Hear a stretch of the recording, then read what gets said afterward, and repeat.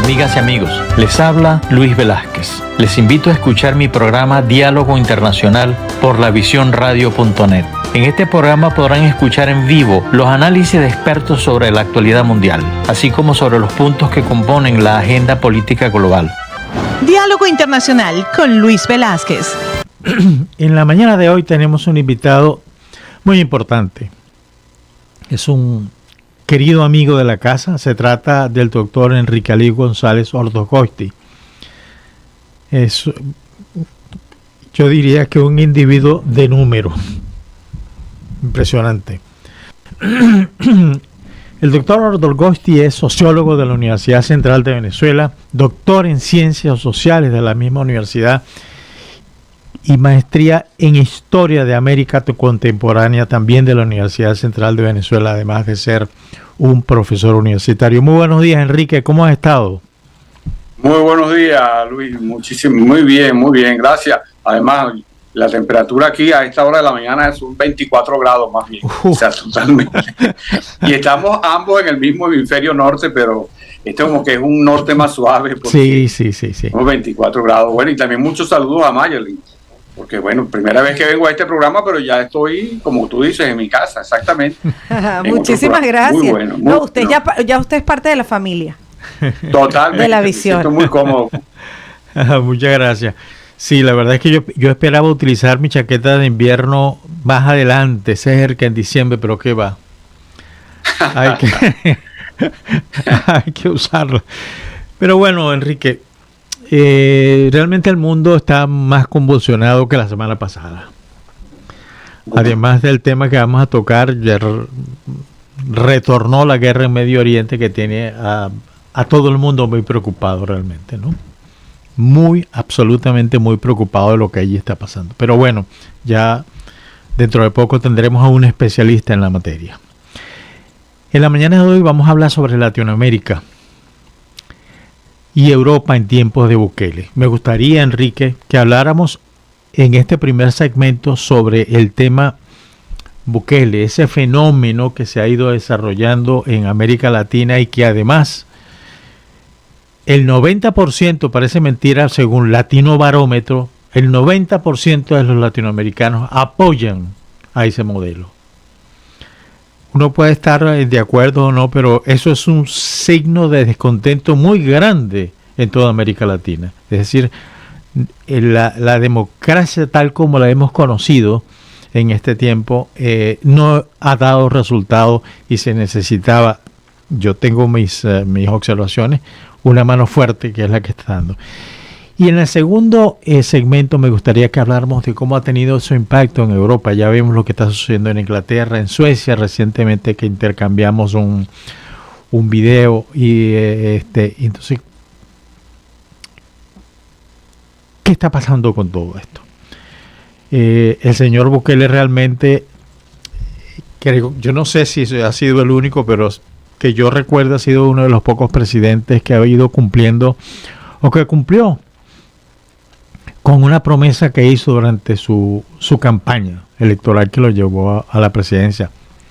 Por supuesto, violó muchas reglas, entre otras, subyugó el Congreso de Salvador y se erigió realmente como el gran líder de ese país y del resto de América Latina, al tanto que desde Salvador hacia abajo todo el mundo ve a Bukele lo que está haciendo y la satisfacción de la sociedad que al fin y al cabo un gobierno tiene ese deber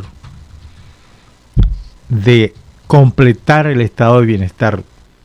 Más allá de que él empezó con algo muy importante que fue combatir a las maras, que tenía realmente sojuzgada la población, que no podía salir a la calle, que no podía emprender, y ahora están libres, porque todos los metió presos.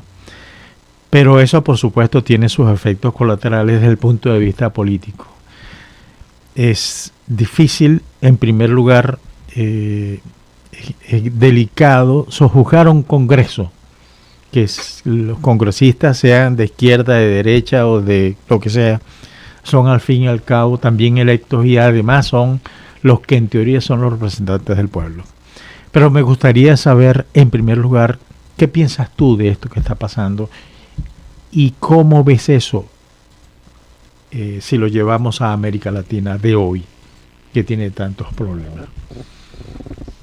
Bueno, Luis, hay una gran virtud que le reconozco tanto a ti como a Eduardo, es que plantean unas preguntas, plantean unas interrogantes, pero que abren muchas discusiones y a mí particularmente me estimulan a pensar un conjunto de cosas.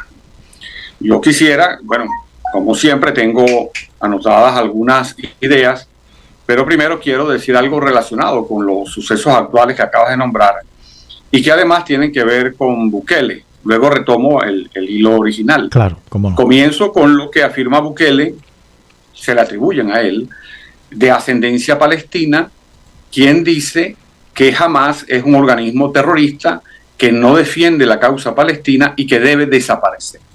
Algo con lo cual estoy absolutamente de acuerdo y aprovecho también para decir que apoyo al Estado de Israel, su derecho a sobrevivir y a defenderse de los terroristas. Coincido contigo 100%.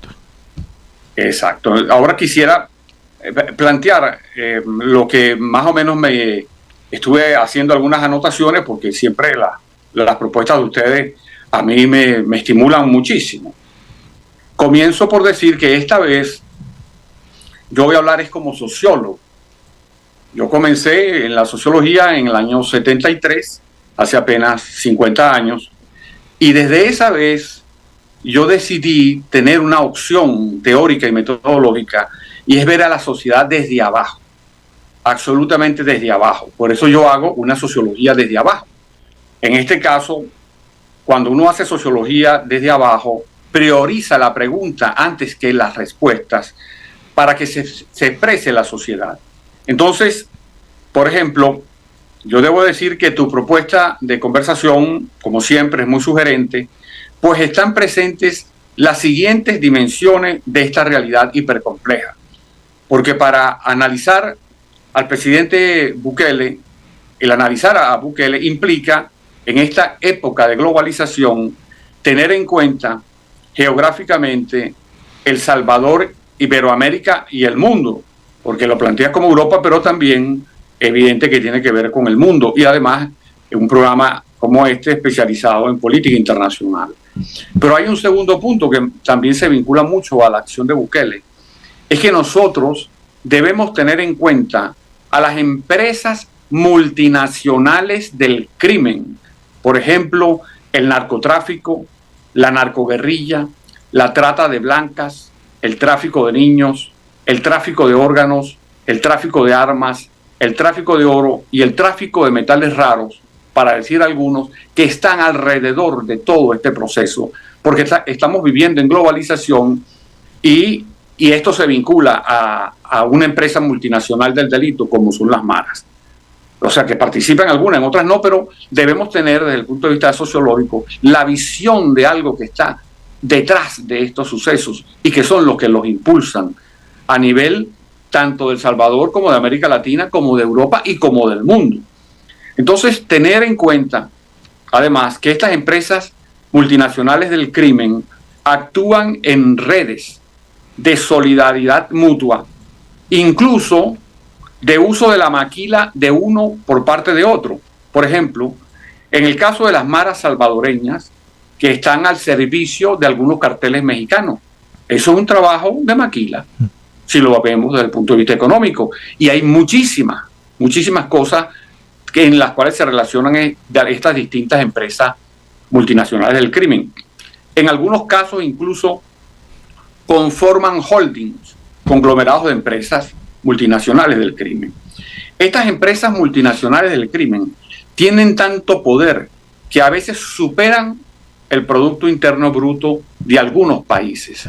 Incluso ya hoy se acepta en la sociología de la globalización que estas empresas multinacionales del crimen constituyen otro estado dentro de los estados. Es decir, el estado de las empresas multinacionales del crimen tiene la suficiente fuerza económica, política y militar como para imponerse en distintas áreas, Incluso cuando llega a sus grados extremos, se crean los llamados estados forajidos. Pero ya no solamente son los únicos que reciben esta influencia, sino hoy se observa que influyen incluso en países con estados más fuertes. Ahora comienzan las preguntas que deberá responder la audiencia en su fuero privado, porque es importante que todos empecemos a tomar parte en la conformación de una opinión que venga producto de nuestra propia experiencia, o sea, producto desde abajo, con los errores y los aciertos, pero que venga desde abajo para que podamos convencernos y sobre todo descubrir cómo funcionan estas empresas multinacionales del crimen en épocas de globalización. Por ejemplo, si nosotros hacemos una pregunta, ¿existe alguna relación entre estas empresas multinacionales del crimen y las élites mundiales, económicas, políticas, comunicacionales y culturales? Hay 4 posibles respuestas si estuviésemos haciendo una encuesta. La primera, no existe ninguna relación. La segunda, existe alguna relación. Y la tercera, existe bastante relación. Y la cuarta, existe total relación. Son una sola cosa. Son 4 preguntas, son 4 respuestas. Cada quien las responde de acuerdo a su experiencia y a su vivencia. Pienso que es posible, para conversar, descartar de entrada la primera y la cuarta, porque decir que no existe ninguna relación o decir que son una misma cosa serían como extremos para una parte importante de la opinión pública, o quizás muchísima parte. Pero, por ejemplo, es posible más o menos decir que o existe alguna o existe bastante relación, al menos en la visión que puedan ir teniendo las personas, que tú las vas captando a través de la visión que tienen de los problemas y a quienes vinculan como causantes de esos problemas. De todas maneras, quedan las 4 preguntas para la audiencia. El que se pueda escoger las opciones 2 y 3, es decir, alguna relación o bastante relación, implica ya un desprestigio de las élites mundiales. Es decir, hay un desprestigio con cualquiera de las 2 que tome, la segunda o la tercera. Pero si repetimos la pregunta, pero a nivel de cada país, ¿existe alguna relación entre estas empresas multinacionales del crimen y las élites económicas, políticas, comunicacionales y culturales de tu país? Nuevamente, las 4 opciones: ninguna relación, alguna relación, bastante relación o son una misma cosa. Eso hace que nos volvamos a hacer la pregunta: ¿cuáles serían las respuestas más comunes en América Latina o Iberoamérica? Según la respuesta escogida, aquí viene el elemento, se mide el prestigio o desprestigio de dichas élites. Es decir, aquí radica, viendo desde abajo, cuál es la opinión que pueden tener las personas con relación a las élites de su país y con relación a las élites mundiales. Y no estoy diciendo aquí ningún extremo, sino estoy diciendo incluso posibilidades, porque lo importante es que las personas reflexionen sobre lo que está pasando y cuál es realmente su opinión, para que así también se pueda vislumbrar la gravedad, porque hay una gravedad del problema. Las respuestas a las preguntas sobre las élites mundiales y sobre las élites nacionales nos darán una visión bastante acertada de la valoración de la democracia en América Latina. Entonces, por Latino Barómetro, vemos también cuál es la valoración de la democracia. Y esa valoración de la democracia está vinculada a la valoración de las élites que dirigen la democracia. Entonces, por ahí vayamos pensando qué es lo que está pasando. Sobre todo, aquí hay una cosa bastante dura, que tú lo dijiste al principio, porque estas empresas multinacionales del crimen no es algo teórico, no es algo académico, son aquellas que afectan muy duramente, pero muy duramente, a las personas más débiles de cada país en su día a día, porque sufren la explotación del crimen organizado sin que ningún Estado nacional le ponga coto. Por ejemplo, si hablásemos del caso de Venezuela, aquí yo quiero citar un artículo del profesor Navas, quien es el actual cronista de la UCB, un profesor muy prestigioso, un historiador, quien en un breve artículo decía que una de las visiones que está teniendo la alta política colombiana, es decir, lo que pudiera ser la defensa nacional colombiana, la visión más teórica y más dura sobre los distintos escenarios, plantea que Venezuela pudiera dividirse en dos.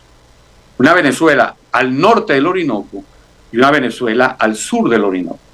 Esta Venezuela al sur del Orinoco se caracterizaría, como se ha avanzado bastante ya, en que no hay poder del Estado, sino hay poder de las distintas multinacionales del crimen. Sí. Porque eso lo vemos con el arco minero del Orinoco, con la explotación de los metales raros, con la participación de distintos grupos vinculados a esas empresas multinacionales del crimen, incluyendo, por ejemplo, el ELN. Entonces, ahí tenemos ya una hipótesis bien gruesa y que se ha expresado públicamente, y por eso la cito. Entonces, en ese sentido, las personas que sufren, por ejemplo, hay sectores de Venezuela, como lo hay también de Colombia, en donde no dirige el Estado esas comunidades, sino los distintos grupos que llaman irregulares, que son simplemente tan integrados que hay que llamarlos como son. Son empresas multinacionales del crimen, porque todas tienen una presencia multinacional. Entonces, a la luz de la visión que tengan los habitantes de América Latina o Iberoamérica sobre las élites mundiales y sobre sus élites nacionales políticas, y aquí lo señalo, políticas, económicas, comunicacionales y culturales, será su juicio sobre quiénes son los culpables de su situación. Entonces, a partir de ahí, volvemos a abrir un lote de preguntas. ¿Cuál es la valoración de la democracia a partir de la valoración que tienen de las élites? ¿Qué está pasando con Bukele en América Latina y en Europa? ¿Cuáles son las visiones de las élites mundiales y nacionales sobre Bukele? ¿Y cuáles son las visiones de otros sectores poblacionales de América Latina y de Europa con Bukele? Enrique, entonces, perdóname un segundito, perdóname que te interrumpa, eso que tú estás diciendo es demasiado interesante. Yo muchas veces, Enrique, me he preguntado, es que lo que está sucediendo con la democracia en América Latina es que ya la democracia pasó, se fue, y hay que crear otro sistema que sí responda verdaderamente a los intereses del pueblo.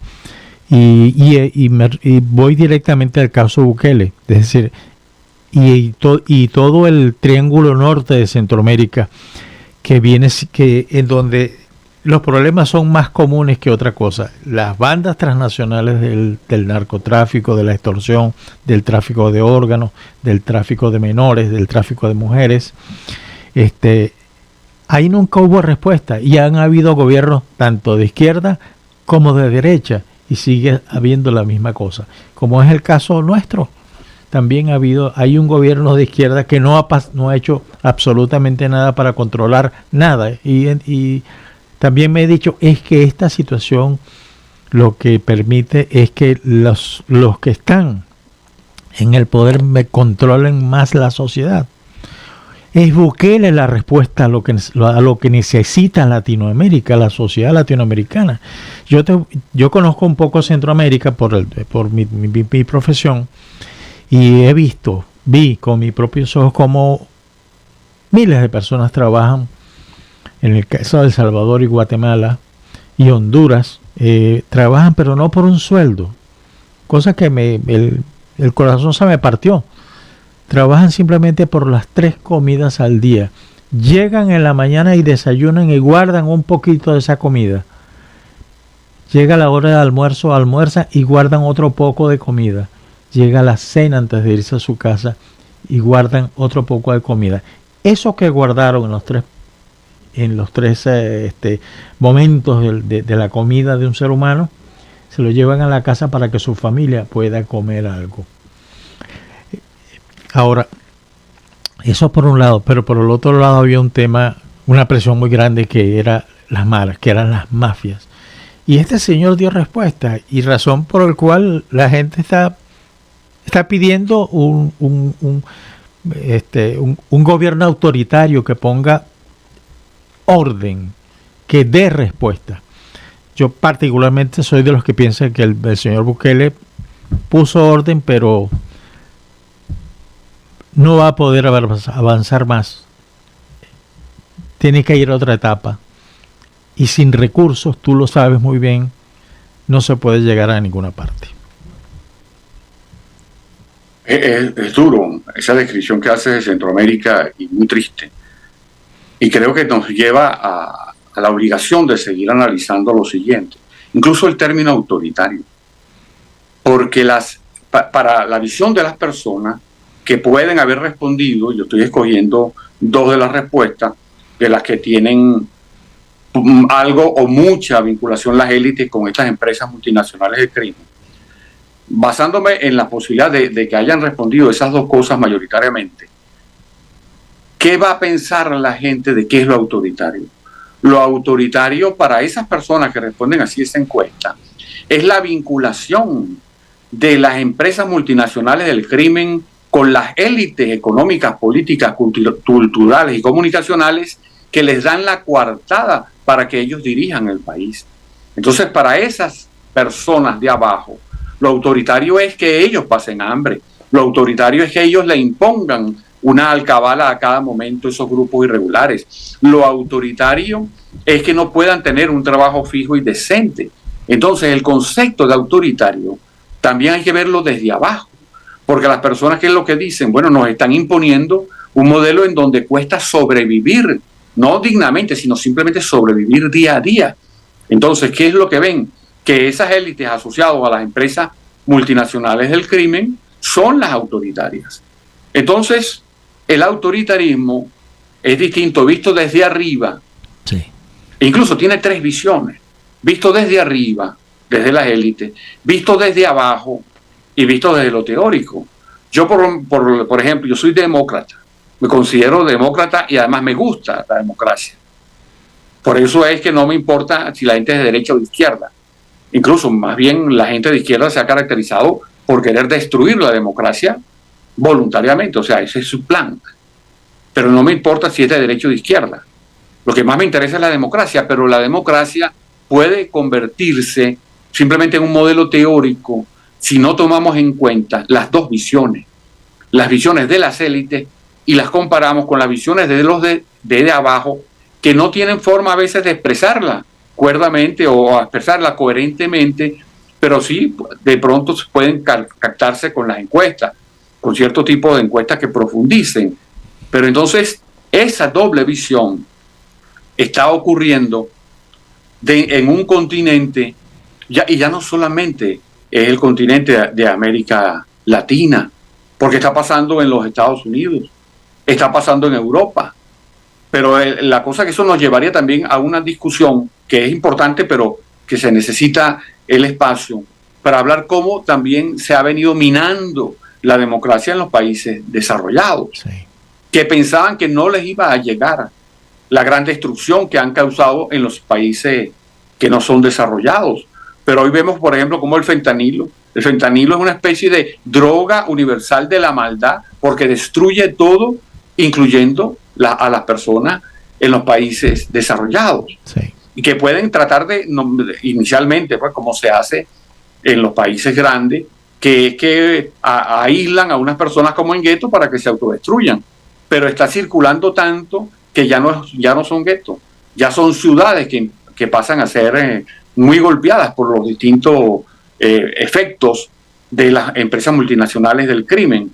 Entonces hay una revolución en el sentido más negativo de la palabra, porque hay una dispersión de los elementos negativos que se han encargado de reproducir a gran escala las empresas multinacionales del crimen y que está abarcando, y yo creo que aquí sí hay que acotar, está abarcando fundamentalmente a toda América y a toda Europa, con mayor énfasis en ambos.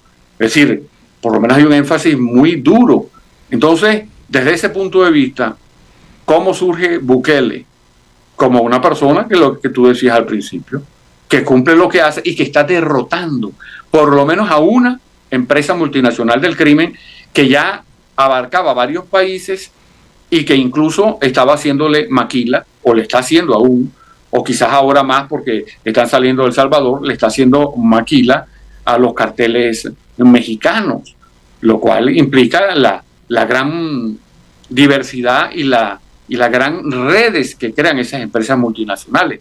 Porque tú puedes ver fácilmente que, por ejemplo, lo que tiene que ver con el narcotráfico, que en algunas partes ya es narcoguerrilla desde hace algún tiempo, cómo se vinculan y trabajan en una misma dirección. Incluso llegan a tener poder político formal. Sí.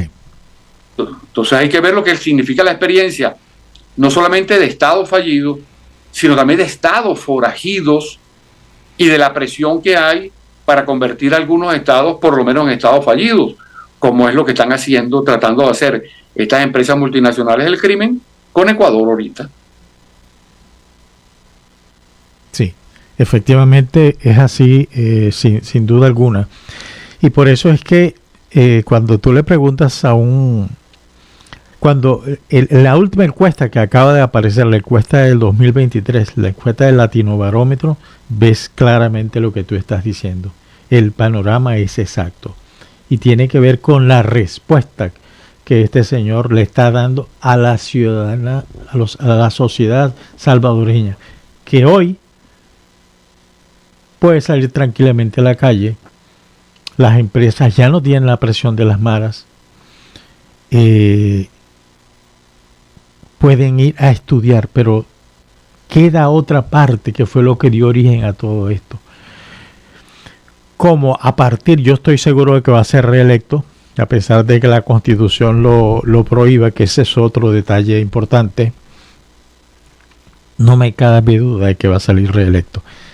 Pero de ahí en más, porque la cárcel se agotó, de ahí en más viene el reto verdadero de transformar a la sociedad y convertirla en algo realmente productivo, convertir al país en algo totalmente diferente al resto del Triángulo Norte, pues, cosa que no va a ser fácil porque ahí tienes a Nicaragua que ya no puede.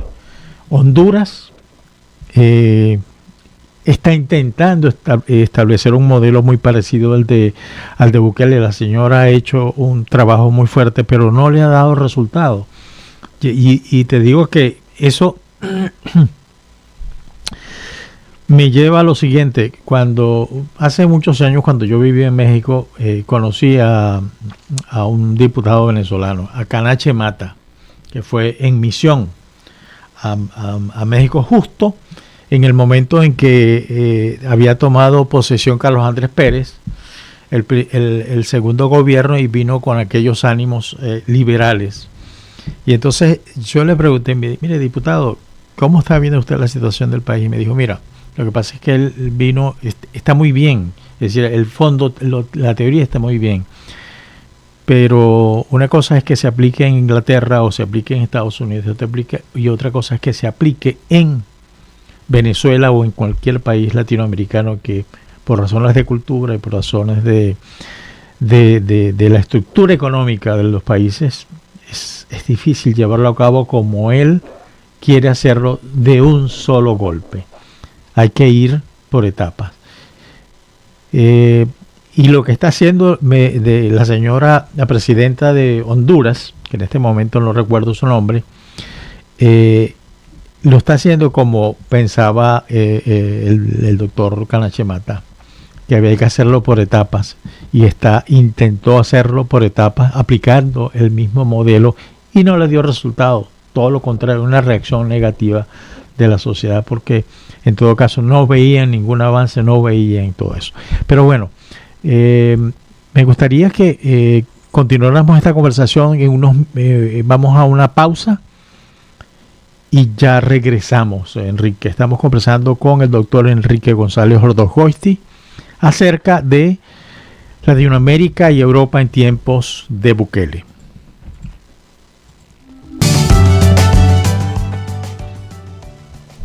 Estamos de regreso en Diálogo Internacional. Estamos conversando con el doctor Enrique Ali González Ordosgoiti acerca de Latinoamérica y Europa en tiempos de Bukele.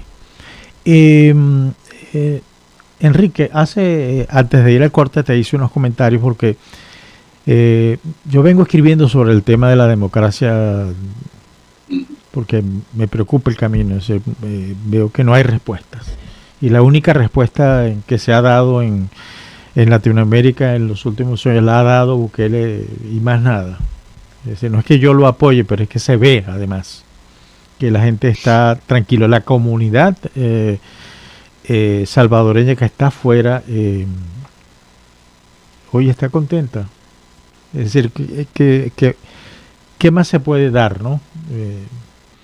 Entonces, y en el caso particular nuestro es sumamente grave porque una vez tuvimos democracia y ya no la tenemos. Y en el caso del resto de América Latina, si tú te pones a ver, uno puede decir con absolutamente confianza de que desde el Río Grande hasta Tierra del Fuego, ahí no se practica la democracia como debe ser. Claro. Bueno, aquí también había preguntado y creo que tiene que ver con las cosas, hasta qué punto puede este modelo de Bukele resistir. Así es. Entonces debemos ver cuáles son los enemigos de Bukele. Creo que se pueden colocar de acuerdo a su importancia. El primer enemigo inmediato son las empresas multinacionales del crimen, porque le están atacando a una de sus empresas, que son las maras. Y a ellos les interesa que esté libre porque de esa forma fluiría mejor el capital ilegal a través de El Salvador. Y ellos estarían, digamos, siguiendo explotando su plaza. Son las empresas multinacionales del crimen, con sus distintos cómplices en las diferentes élites de distintos países o mundiales, de acuerdo a la intensidad que puedan darse. Pero luego también hay otros adversarios, y no los pongo como enemigos, sino como adversarios, porque tienen una visión de la democracia, especialmente teórica, que no buscan confrontarla con la realidad. Y desde ese punto de vista, entonces pueden ir por cosas formales que en otras sociedades pueden ser muy importantes, como puede ser, bueno, aquí se modifica o no la Constitución, cuáles son los atributos del Parlamento, etcétera, que en otras sociedades evidentemente que tienen un peso y deben seguir teniendo un peso fundamental, pero que en otras, como en El Salvador, que ha sido sometido a todo un robo, un saqueo y una opresión física, incluso capital de la violencia en homicidios durante mucho tiempo en el mundo, es algo que habría que ver con muchísimo más detenimiento y no haciendo una especie de acusaciones previas a la comprensión de la situación. Pero también hay otra cosa, y es el sujeto, el pueblo salvadoreño. Ese pueblo salvadoreño que ha estado sometido también a un conjunto de criterios que no prometen rentabilidad económica, que se han acostumbrado, por ejemplo, a vivir de las remesas que le enviaban sus familiares del exterior. Eso son costumbres que de coyunturales se han transformado en permanentes, y eso no ayuda a desarrollar el aparato productivo, porque es evidente que tiene que haber un desarrollo económico. Estas cosas habría que verlas para tratar de ver hacia dónde debería ir Bukele. Tiene que ir hacia la construcción, hacia la conformación de un nuevo ethos salvadoreño, tomando lo mejor de sus tradiciones, pero un nuevo ethos. Es decir, que el pueblo se sienta representado y convocado a un gran proyecto de reconstrucción nacional. Pudiéramos decir parecido al que tuvo Israel en 1948, salvando las distancias, porque ahí había desde el principio un componente religioso evidente y había una tradición de 2000 años, etcétera, asuntos que no están presentes en El Salvador, pero que tendría que construir un etos nuevo, pero con todo el pueblo, no con una pequeña vanguardia, ¿no? Sino con todo el pueblo, que es más o menos lo que viene dando en sus mensajes cuando dice que esto es una revolución espiritual, reivindica la creencia en Dios y además llama a lo que está pasando como una gran batalla cultural y espiritual. Ahí están algunos elementos de lo que él está haciendo para tratar de conformar un nuevo etos. ¿Que pueda hacerlo? No sabemos porque no somos adivinos, pero en tal caso eso sería un camino correcto, de tratar de conformar una nueva narrativa de lo que debe ser El Salvador y de lo que debe ser Iberoamérica, porque esa igual narrativa hoy en día, con la globalización, no nos hemos dado cuenta que las narrativas han sido destruidas y no han sido sustituidas por algo que pueda tener aceptación. Y ahí entraríamos en otra discusión muy interesante, pero que tiene que ver con los grandes planteamientos que se vienen haciendo alrededor del nuevo orden mundial, a favor o en contra. Claro. Pero ahí hay una narrativa que se viene imponiendo, que ha venido más bien minando la democracia porque no ha generado los consensos necesarios. Ahora, habrá tiempo o cómo será eso, pero eso merita, por ejemplo, una reflexión del cambio de narrativa, porque ¿qué sucede? Las muertes se han vuelto invisibles. Las muertes se han vuelto invisibles.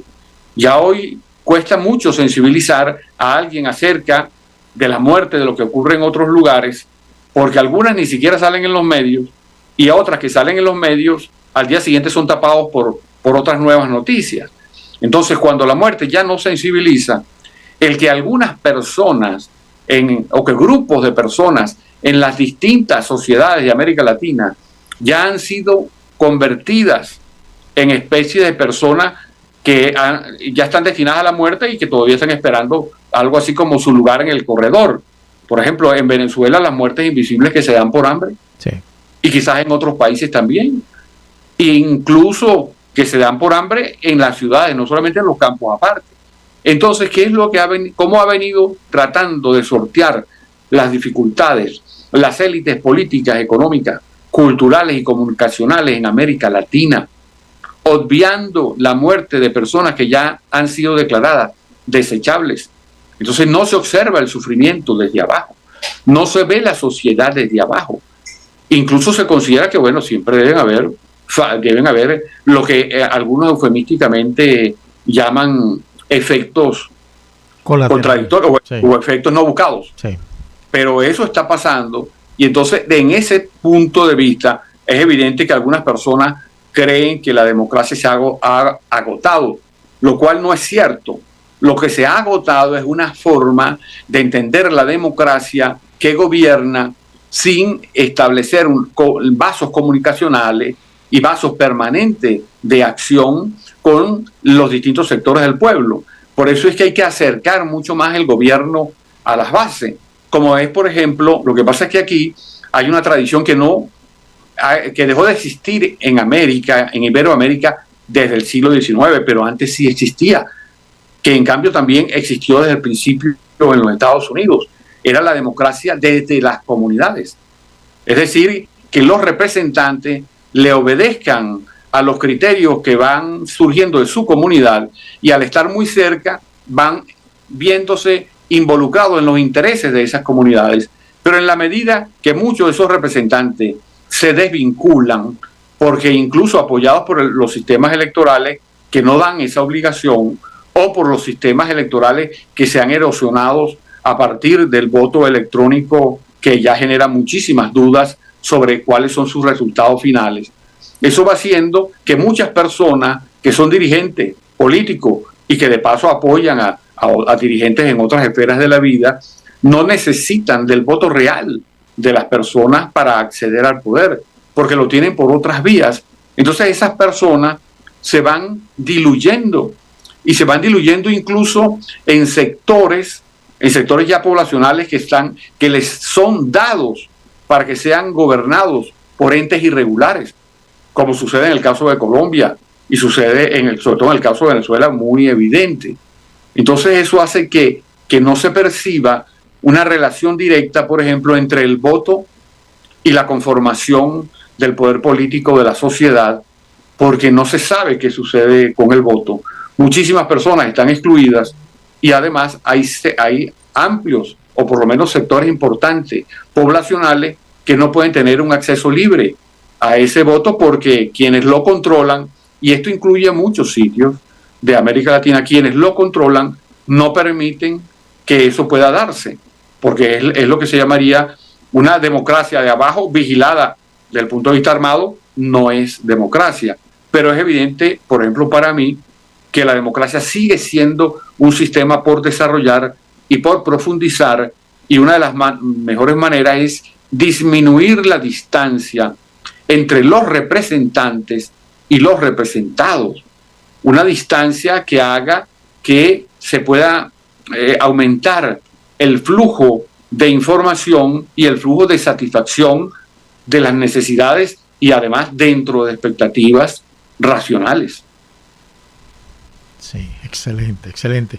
Pero me gustaría que habláramos de dos episodios que vimos. El primero, Suecia. Suecia es un país que lo conocía como país pacífico, muy grato para vivir, pero con el pasar del tiempo, con el aumento de las migraciones que vienen desde África y de América Latina, aquello se ha convertido aparentemente en algo invivible.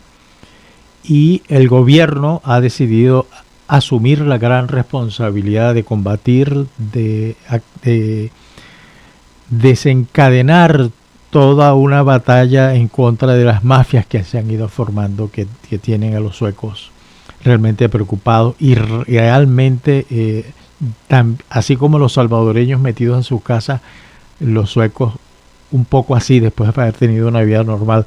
Pero también vemos la reacción en Inglaterra, que los ingleses hayan tomado, que el Parlamento haya tomado la decisión de construir una cárcel en el mar para encerrar ahí a todos aquellos pandilleros o malvivientes, me imagino que terroristas, y encerrarlos y alejarlos y tenerlos fuera del contacto de la sociedad inglesa. Y entonces ahí surgen una cantidad de preguntas. Por ejemplo, ¿qué está pasando? ¿Es el Bukele que la gente está mirando a Bukele, o es una reacción coherente de la democracia en cada uno de esos países? Pero también vemos otro ejemplo de aislamiento, lo que sucede en Guantánamo, en donde están presos pues una cantidad enorme de terroristas, fundamentalmente venidos de Medio Oriente y de los Balcanes. Bueno, yo creo que se puede hablar de una bukelización, porque es el modelo Bukele y que se está exportando, y es un modelo bueno para exportar. Pero aquí yo quiero comenzar con una frase que, aunque no la puedo explicar por completo, pero es una frase que condensa lo que ha sucedido en Europa con la migración. Yo creo que en la medida que pasa el tiempo, la visión que se va a tener de Angela Merkel va a ser la Chamberlain del siglo XXI, con lo que eso significa para los conocedores de la historia de la Segunda Guerra Mundial. Hizo lo mismo que el primer ministro inglés ante Hitler. Igual, y por supuesto con la seguidilla de Macron, pero Angela Merkel, en la medida que pasa el tiempo, va a ser comprendida como la gran responsable de uno de los momentos más destructivos que ha sufrido Europa, y todo por una ideología que sustituyó la conformación de la realidad por una realidad mítica, por una realidad inventada, por una visión de falta de información.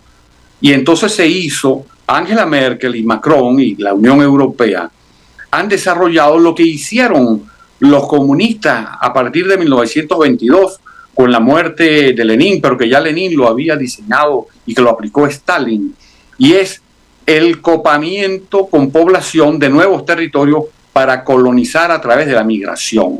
lo que se llamó la rusificación de la Unión Soviética, que fue crear enclaves rusos en Estonia, en Lituania, en todos los países bálticos y en otros países también, como no solamente la Ucrania, que pudiera ser discutible, pero sí en Tayikistán y en otros países, sembrar grupos de rusos de tal manera que se convirtieran en etnias en esos países y de esa manera se rusificaran. Eso es lo que ellos han apoyado. Ellos han apoyado, ¿y basado en qué? Basado en la creencia de que el modelo occidental había fracasado y como todo el mundo que estudia civilizaciones desde el punto de vista académico, sabe que las civilizaciones giran alrededor inicialmente de una religión que no es solamente por la fe, sino que es una religión que crea cultura. Todas las grandes, si nosotros hacemos una lista, que no tenemos tiempo de hacerlo ahorita, o sea, de decirla, porque ya la tenemos, las 22 principales civilizaciones creadas desde 5.000 años antes de Cristo hasta nuestros días, las principales 22 civilizaciones siempre han tenido una religión que es la que les dio el sentido de la vida. Y es el sentido de vida de esas sociedades. Y esas religiones siempre tienen la parte de fe y la parte de cultura. Es decir, que las personas que viven en esas civilizaciones, independientemente que sean miembros o no de esa religión, pero sí están culturalmente impregnados. ¿Qué se decidieron ellos? Crearon una sociedad occidental descristianizadas. Incluso cometiendo la gran irresponsabilidad histórica de cuando se fueron a crear, a explicar las bases de por qué se forma la Unión Europea, el irresponsable de Sarkozy desconoció por completo el papel del cristianismo en la elaboración de Europa.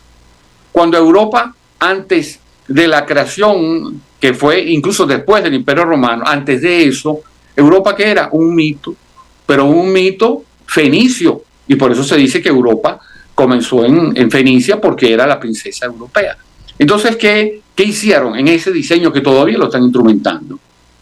Bueno, vamos a aprovechar, supuestamente buscamos mano de obra para que después nos paguen las pensiones, eso desde el punto de vista económico, pero para evitar que se reproduzca el cristianismo, buscamos la mano de obra en los países musulmanes.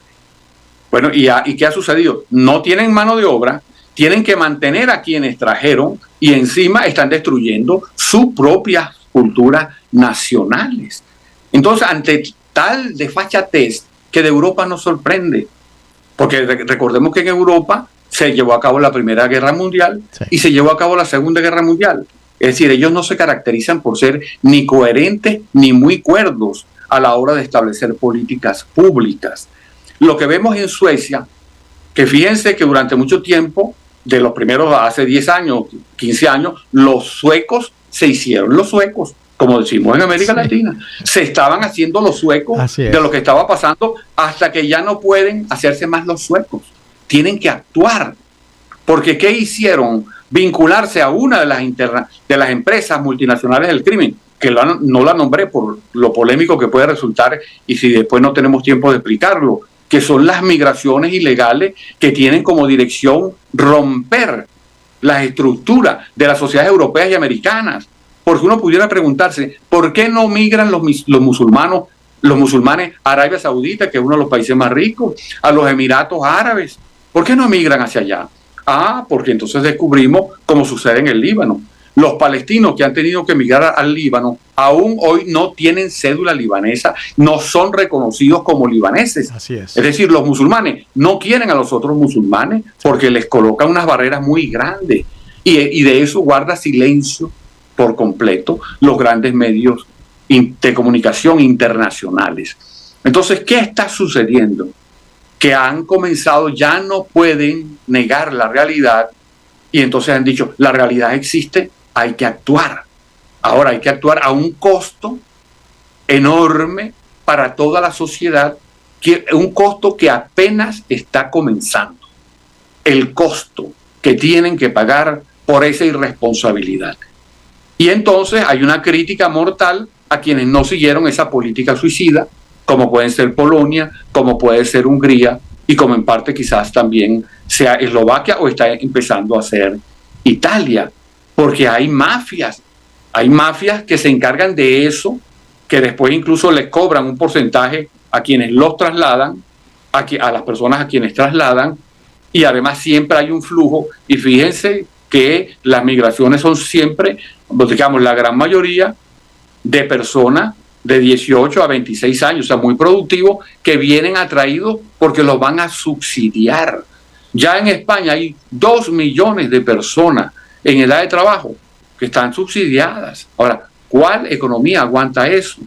Hasta ahora ellos lo han hecho porque ese dinero lo sacan no solamente de los impuestos de quienes habitan en los países europeos, sino de las extracciones que realizan en los países llamados del tercer mundo, como pueden ser América Latina y África.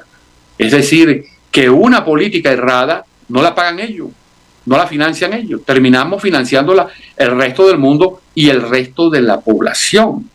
Ahora, es evidente, por ejemplo, que no se comprende que para hacer una visión comparativa, imagínense todo lo que significó para Europa la separación entre el poder temporal y el poder eclesiástico, en el caso del cristianismo católico, porque en el caso del cristianismo protestante surge unida, surge el poder político con el poder eclesiástico. Por eso es que la máxima autoridad de la iglesia anglicana siempre es la reina o el rey de Inglaterra, o sea, hay una imbricación.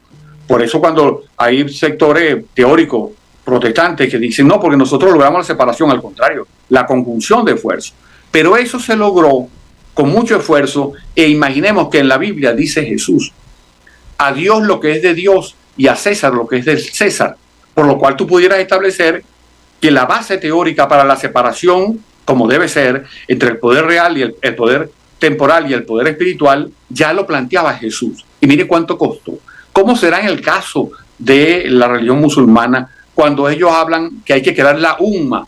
Y la umma es una comunidad total dirigida por el poder religioso. Ahí es imposible teóricamente plantearse una separación entre poder político y poder religioso. Eso no puede ocurrir. Eso es imposible porque el Corán lo prohíbe. Y entonces tú has venido trayendo migración que en la medida que se instala en las ciudades va creando guetos, va creando controles de poblaciones en donde impone la Sharia, impone la ley musulmana por encima de la ley nacional, creando bolsones que son autónomos del Estado. Está creando como estados, mini estados paralelos, pero además mini estados paralelos financiados por el gran Estado, que es el que lo sigue financiando, dándole las cuotas mensuales de subsidio. Entonces, bueno, es algo que por fin los suecos dejaron de hacerse los suecos. Los suecos, así es. Oye, esto como siempre una clase magistral de tu parte, Enrique. Lamentablemente el tiempo se nos terminó, pero me gustaría que siguiéramos conversando porque, estos temas tienen mucha tela que cortar, pero a mí me gustaría hablar contigo sobre la democracia. Bueno, eso incluso pudiera ser, porque asumo completamente tus invitaciones, porque además las invitaciones tuyas y de Eduardo a mí me motivan muchísimo porque da la oportunidad de una discusión de altura de temas tan complejos, pudiera ser la democracia y la pérdida de consenso a nivel mundial. Eso, así, cómo no, así lo vamos a hacer, no te preocupes, te agradezco mucho que me hayas dedicado esta hora, este tiempo, y bueno, y agradezco a la audiencia que nos haya escuchado, han habido algunos comentarios, pero bueno, ya te los haré llegar. Un fuerte abrazo, mi querido amigo, y mil gracias de nuevo, mil gracias a la audiencia y mil gracias Mayerlin por haber estado con nosotros apoyándonos desde la cabina de sonido. Un fuerte abrazo, Enrique. Igualmente, y muchísimas gracias por invitarme. Y para mí es un honor estar en los programas de ustedes. Sí, y acuérdate, la democracia, vamos a hablar de la democracia. Perfecto.